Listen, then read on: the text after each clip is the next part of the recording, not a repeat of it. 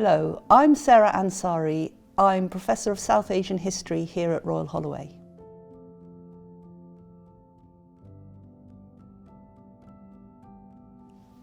The Indian nationalist struggle was a complex struggle. We tend to think of the Indian National Congress, formed in 1885, as the main player, and it certainly was the most important expression of Indian nationalism, led by Gandhi from the 1920s, later on by Jawaharlal Nehru by the time we get to the Second World War. Famous for its emphasis on non-violent resistance to colonial inequality.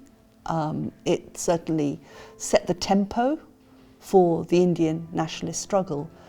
But Indian nationalism encompassed a wider spectrum of different kinds of political opinion and political stance.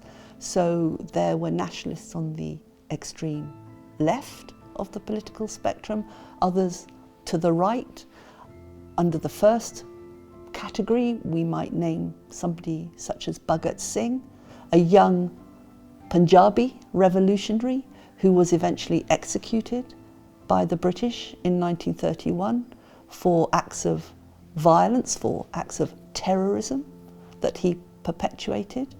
On the extreme right, on the Hindu nationalist right, there was somebody called Veer Savarkar, whose influence was very strong, and one of his followers, his supporters, later on was responsible for assassinating Gandhi in 1948 after independence. In addition, we see different minorities, religious minorities, putting together their own parties. The Muslim League, that eventually became that third force in Indian politics just prior to independence, was set up in 1906, and other religions, Sikhs too, formed their own party, the Akali Dal, by the 1920s. Then from the 1930s, we see the so-called Untouchables in India starting to break away really from the Congress fold, if they'd ever really been in it. Their leader, Ambedkar, disagreed strongly with Gandhi's stance on caste. Later on, Ambedkar oversaw the putting together of India's constitution, into which he built an attack on caste, at least on paper or in principle. And then finally, the nationalist that perhaps people didn't want to talk about quite so much, although he's now the subject of a lot of interesting research, that was Subhash Chandra Bose. He was Congress president in 1938 and 39, didn't get on with Gandhi at all, had a very different approach when it came to the use of violence or non-violence. And early in the Second World War, he left India.